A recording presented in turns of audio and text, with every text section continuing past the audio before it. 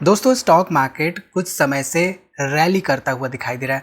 ऐसे में जो इन्वेस्टर्स इंटेंसिव एनालिसिस करते हुए स्टॉक सिलेक्शन करते हुए इन्वेस्टमेंट करते हैं वो तो ऐसी सिचुएशन का फ़ायदा उठा ले जाते हैं, लेकिन हम में से बहुत सारे इन्वेस्टर्स ऐसे होते हैं जिनके पास की समय नहीं होता है एनालिसिस करने का। ऐसे में ऐसी सिचुएशन में किस तरह के स्टॉक्स पोर्टफोलियो में होने चाहिए, कब एंट्री करना चाहिए, कब एग्जिट करना चाहिए, ये सबसे बड़े सवाल होते हैं हम इन्वेस्टर्स के मन में। इस वीडियो में बात करेंगे हम इन्हीं सब के बारे में स्टॉक्स के एग्जांपल्स के साथ। नमस्कार दोस्तों, मैं उमेश त्रिपाठी आपका स्वागत करता हूं स्टॉक फॉर रिटेल पर स्टॉक मार्केट से जुड़ी एक नई जानकारी के साथ।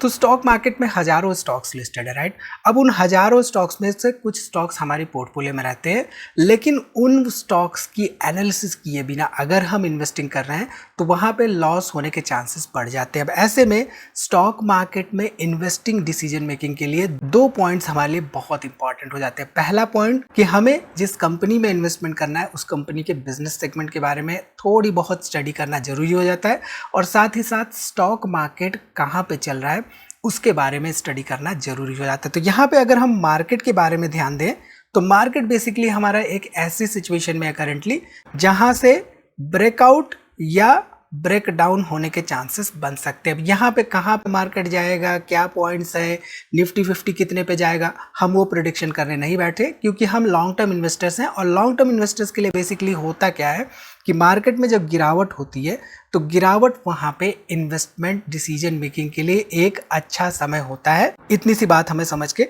चलनी है, ठीक है। चलिए अब यहाँ पे वोडाफोन आइडिया का एग्जांपल लेते हैं। अब इसका एग्जांपल हमने क्यों लिया आपको आगे वीडियो में समझ में आएगा। अब ध्यान दीजिए, तो वोडाफोन आइडिया यहाँ पे 2015 के समय में 118 रुपए के आसपास ट्रेड कर रहा था। अब उसके बाद इस स्टॉक में गिरावट होनी शुरू हुई। जब ये स्टॉक 100 रुपए के आसपास आया तो लोगों को लगा कि भाई 18% के आसपास यहाँ पे गिरावट हो रखी है, ये इन्वेस्टमेंट अपॉर्चुनिटी है। फिर स्टॉक 70 रुपए पे आ गया, फिर स्टॉक यहाँ पे करीब करीब 5-10 रुपए पे भी आ गया। अब ऐसे में स्टॉक के प्राइसेस जब गिर रहे होते हैं कंपनी के, तो फंडामेंटल्स क्या चेंज हो रहे होते हैं वो समझना इंपॉर्टेंट हो जाता है। और फंडामेंटल्स के हिसाब से कंपनी जिस बिजनेस सेगमेंट में है उस बिजनेस सेगमेंट में आने वाले समय के लिए ग्रोथ का स्कोप क्या है ये समझना हमारे लिए जरूरी रहता है। अब यहाँ पे ये जो बिजनेस सेगमेंट है इसमें ग्रोथ बहुत ज़्यादा हुई, खासतौर पे 5G के आने के साथ ही साथ। लेकिन ये अगर हम ध्यान से देखें तो इस इंडस्ट्री में मार्केट प्लेयर्स कितने हैं, क्या उनकी पोजीशन रही है, ये अगर ध्यान से हम स्टडी करते हैं तो हमें समझ में आता है कि वोडाफोन आइडिया के साथ कुछ प्रॉब्लम है, बाकी जो मार्केट प्लेयर्स हैं उनके साथ ये प्रॉब्लम नहीं देखने को मिली, एटलीस्ट पिछले 5-6 सालों में। तो ऐसे में वोडाफोन आइडिया के साथ क्या प्रॉब्लम्स हुई हैं उनको समझने के लिए फंडामेंटल एनालिसिस करना बहुत इंपॉर्टेंट हो जाता है। देखिए, जब मार्केट ऊपर जा रहा होता है तो बहुत सारे लोग इसका फायदा उठाते हैं, लेकिन जैसा कि हमने कहा जो लोग तगड़ी एनालिसिस करते हैं मार्केट में वही एक्चुअल में फायदा उठाकर ले जाते हैं, खासतौर पे ऐसी स्टॉक मार्केट सिचुएशन में। लेकिन अगेन ये सबके बस की बात नहीं होती है, सबके पास उतना टाइम नहीं होता कि वो इंटेंसिवली बैठ के स्टॉक मार्केट की रिसर्च करें और अपने ट्रेड्स डिसाइड करें। वो ये डिसाइड करें कि स्टॉक में एंट्री कब लेनी है, स्टॉक में एग्जिट कब करना है, क्या स्टॉप लॉसेस होने चाहिए। सब लोग बेसिकली ऐसा नहीं कर पाते हैं। तो ऐसे में एक्सपर्ट की सलाह लेना सबसे बेस्ट ऑप्शन होता है, जो आपको प्रॉपरली गाइड करेगा कि कहाँ पे इन्वेस्टमेंट करें और वो आपके डिसीजन लेने में भी मदद करेगा। सो ऐसे वक्त में क्या करें, ऐसे वक्त में एक्सपर्ट गाइडेंस की मदद लें और स्मार्टली इन्वेस्ट करें। पर घूम फिर के सबसे इंपॉर्टेंट सवाल फिर से वही कि कौन से स्टॉक्स कब एंट्री करें, स्टॉप लॉस क्या हो, एग्जिट कब करना है, रिस्क मैनेज कैसे करें और प्रॉफिट के चांसेस कैसे बढ़ाएं। आंसर इसका एक सिंपल सा है, यूनिवेस्ट ऐप, जो कि इंडिया का ट्रस्टेड स्टॉक रिकमेंडेशन प्लेटफॉर्म है। यहाँ मिलती है सेबी रजिस्टर्ड रिसर्च एनालिस्ट्स की expert recommendations for equity, futures and options and commodities. इतना ही नहीं, यहाँ पर आपको रियल टाइम में बाई सेल अलर्ट्स भी मिलते हैं टेलीग्राम एंड यूनिवेस्ट ऐप पर। और सबसे बड़ी बात, 40 लाख प्लस यूजर्स यूनिवेस्ट को ट्रस्ट कर रहे हैं एंड ये ईटी का number 1 trade recommendations in stock market award भी जीत चुका है। यहाँ पर प्लान्स की बात करें तो मात्र 183 रुपए पर मंथ से स्टार्ट होता है, यानी कि मात्र 6 रुपए पर डे। तो ये कह सकते हैं कि एक तरह से फुल पैसा वसूल काइंड ऑफ प्लान है। और इसके साथ ही साथ सिर्फ आपके लिए एक स्पेशल ऑफर है। आप यूनिवेस्ट ऐप को डिस्क्रिप्शन में दिए गए लिंक से डाउनलोड करते हैं तो आपको सिर्फ ₹1 में ट्रायल प्लान मिलता है, प्लस सब्सक्रिप्शन प्लान्स पे अप टू 80% डिस्काउंट भी मिलेगा। अगर यूनिवेस्ट ऐप पहले से आपने डाउनलोड कर रखा है तो S4R कोड का इस्तेमाल करिए और बड़ी सेविंग्स का फायदा उठाइए। लिंक आपको डिस्क्रिप्शन और पिन कमेंट पे दिया गया है। सो यूनिवेस्ट ऐप को आप डाउनलोड कर सकते हैं और स्मार्टली इन्वेस्ट करते हुए अपने फ्यूचर को सिक्योर करिए। ठीक, चलिए यहाँ पे वापस आते हैं वोडाफोन आइडिया पे, राइट। तो फंडामेंटल्स में बेसिकली हमें कुछ इंपॉर्टेंट पैरामीटर्स ही देखने होते हैं। रिटर्न ऑन इक्विटी हमें देखना होता है, एटलीस्ट 10-15% से ज़्यादा होना चाहिए। यहाँ पे कोई भी रिटर्न ऑन इक्विटी नहीं है।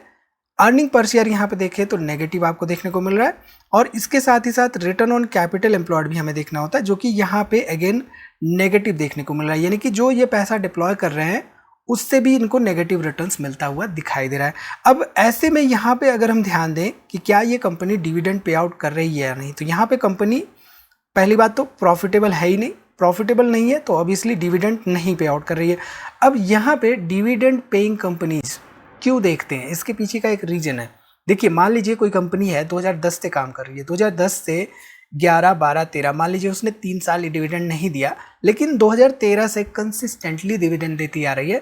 तो ऐसे में हमारा थॉट प्रोसेस क्या होता है कि ये कंपनी कंसिस्टेंटली प्रॉफिट जनरेट करती आ रही है और प्रॉफिट में से डिविडेंड देती है अपने इन्वेस्टर्स को। अब यहाँ पे कंपनी अगर नेगेटिव प्रॉफिट जनरेट कर रही है तो डिविडेंड कहाँ से देगी, राइट।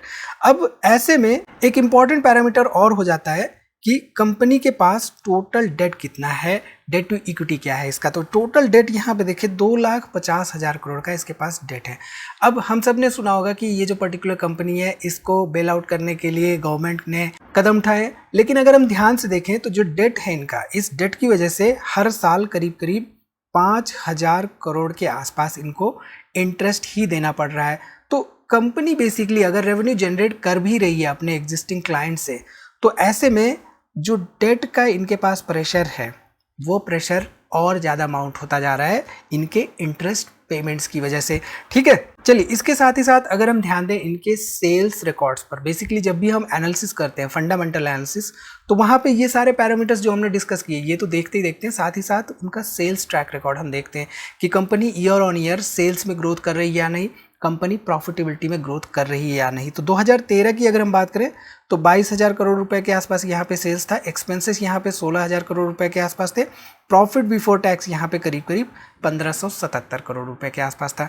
यहाँ तक सब ठीक चल रहा था, 2014 में भी ठीक चल रहा था, 15 में भी ठीक चल रहा था, 16 में भी ठीक चल रहा था, लेकिन इसके बाद से डाउनफॉल शुरू हुआ और इसके बाद से कंपनी लगातार नेगेटिव प्रॉफिट जनरेट करती गई। अब सबसे इंपॉर्टेंट पॉइंट यहाँ पे हमें जो देखना होता है ये है कि जो कंपनी सेल्स जनरेट कर रही है, राइट, उसके बाद एक्सपेंसेस हैं उसके पास, राइट, तो ऑपरेटिंग प्रॉफिट यहाँ पे निकल के आ जाता है 10,227 करोड़ का, राइट।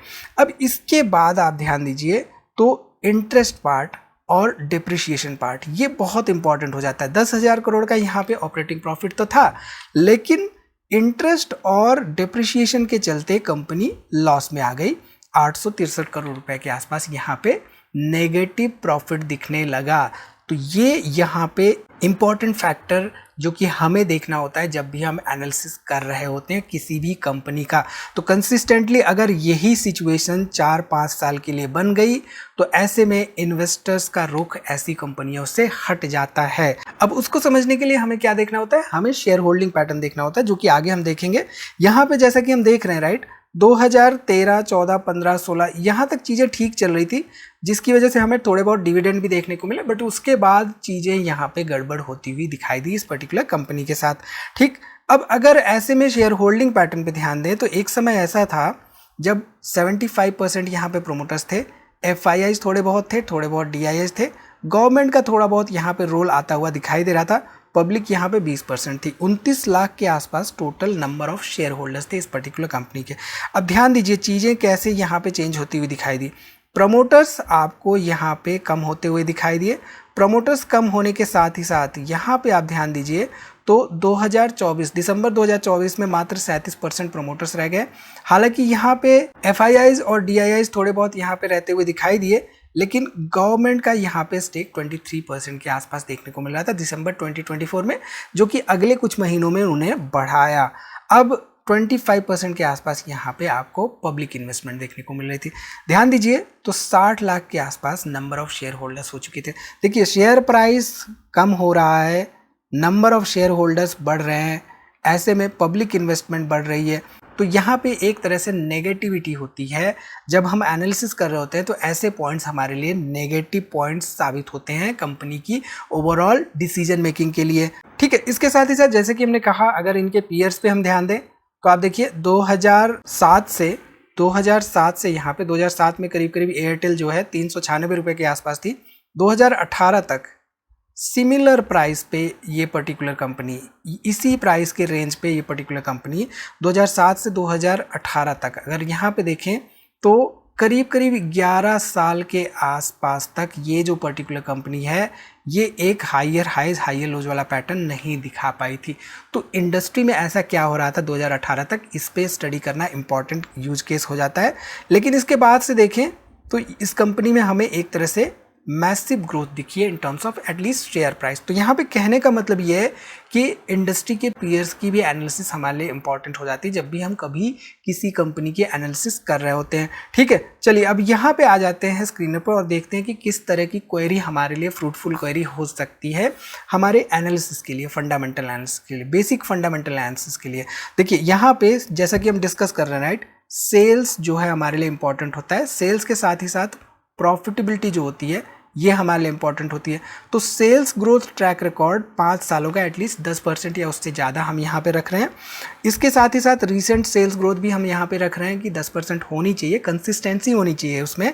और प्रॉफिटेबिलिटी का भी हम सेम रख रहे हैं कि प्रॉफिटेबिलिटी का ट्रैक रिकॉर्ड एटलीस्ट 10% या उससे ज़्यादा होना चाहिए। ठीक, इसके साथ ही साथ हम डिविडेंड पेइंग कंपनियां यहाँ पे देखना चाह रहे हैं। डिविडेंड का मतलब होता है कि कंपनी जो है अपने प्रॉफिट में से एग्जिस्टिंग शेयर होल्डर को कुछ पार्ट जो है पे करती है इन फॉर्म ऑफ डिविडेंड। तो कंपनी प्रॉफिटेबल है तभी डिविडेंड देती है। यहाँ पे हमने देख लिया कि डिविडेंड यील्ड 0.5 या उससे ज़्यादा होना चाहिए। इसके साथ ही साथ प्रमोटर शेयर होल्डिंग एटलीस्ट 40% होना चाहिए और हमें ये देखना होता है कि प्रमोटर शेयर होल्डिंग की कहीं प्लेजिंग तो नहीं हो रखी है, ये हमने देख लिया। इसके बाद हमें देखना होता है DIA holding and FIA holding at least 5% या उससे ज़्यादा उसमें रहने चाहिए। ठीक, तो ये क्वेरी हम रन करते हैं तो बेसिकली हमें कुछ लिस्ट ऑफ कंपनीज मिलती हैं। अब वो जो कंपनीज मिलती हैं उनकी भी हमें एक एक करके एनालिसिस करनी होती है। ये नहीं कि वो कंपनीज मिल गई तो हमारे लिए सर्वोपरि है, सब कुछ है वो कंपनीज, ऐसा बिल्कुल नहीं है। उनमें भी हमें रिस्क फैक्टर्स को इंक्लूड करना होता है और उसके बाद उनकी एक एक जो इंडस्ट्री होती है उन इंडस्ट्री की भी एनालिसिस करनी होती है, पीयर्स की भी एनालिसिस करनी होती है। ठीक है, इसके साथ ही साथ यहाँ पे येस बैंक का एक एग्जांपल देखें तो येस बैंक में आप देखिए 2018 के बाद से क्या हुआ था। 2018 तक सब कुछ सही था, हायर हाइज हायर लोज सब बना रही थी ये particular company, higher highs higher lows सब कुछ बना रही थी। लेकिन 2018 के बाद से एकदम से नीचे की तरफ मूवमेंट हो गई, क्रैश हो गया। अब ऐसा क्या हुआ 2018 में, ऐसा क्या हुआ था? आप लोग सर्च करिए येस बैंक के बारे में और बताइए कि क्या कुछ नेगेटिव न्यूज आई थी, क्या कुछ स्कैम हुए थे, फ्रॉड हुए थे। देखिए जो कंपनियां जिसमें एकदम सब कुछ सही चल रहा होता है, एकदम से स्कैम्स या फ्रॉड्स की न्यूज आ जाती है, ऐसी कंपनियों से बेसिकली जो बड़े इन्वेस्टर्स होते हैं वो बिना कुछ सोचे समझे एग्जिट कर जाते हैं। फिर रिटेल इन्वेस्टर्स या स्मॉल इन्वेस्टर्स वो फंसते रहते हैं over a long period of time. तो इन सब बातों का ध्यान देते हुए हमें स्टॉक मार्केट में इन्वेस्टमेंट डिसीजन मेकिंग करनी चाहिए। आई थिंक इस वीडियो से आपको काफ़ी कुछ सीखने को मिला है। यहाँ पे जो भी स्टॉक्स हमने डिस्कस किए वो किसी तरह का रिकमेंडेशन नहीं है, आप वो पूरी वीडियो देखेंगे तो आपको क्लियरली समझ में आएगा कि भाई ऐसे स्टॉक्स हमें अवॉइड करने चाहिए। अब यहाँ पे अगेन ये भी स्टेटमेंट मेरा किसी तरह का रिकमेंडेशन नहीं है। देखिए स्टॉक मार्केट में एनालिसिस हमारे लिए इंपॉर्टेंट होता है और थोड़ी बहुत एनालिसिस हमें आनी चाहिए, थोड़ा बहुत मार्केट की समझ होनी चाहिए। तो इन सब बातों का ध्यान रखते हुए हमें इन्वेस्टमेंट डिसीजन मेकिंग करनी चाहिए। तो इस वीडियो में फिलहाल इतना ही दोस्तों, उम्मीद है वीडियो आपको पसंद आई होगी, इसमें दी गई जानकारी आपके काम की होगी। जहां तक रही बात यूनिवेस्ट की तो उसके लिंक्स और डिटेल्स मैंने डिस्क्रिप्शन में दे दी और साथ ही साथ वहाँ पे अगर आपने ऑलरेडी डाउनलोड कर रखा है तो उसके लिए भी जो कोड है वो भी हमने दे रखा है, तो आप उसको भी इस्तेमाल कर सकते हैं। तो वीडियो को लाइक करना ना भूलिएगा, कोई भी सवाल हो तो कमेंट जरूर से जरूर करिएगा और वीडियो को अपने दोस्तों में भी शेयर करिए। मिलते हैं अगली वीडियो में एक नई जानकारी के साथ, तब तक आप अपना बहुत ख्याल रखिए।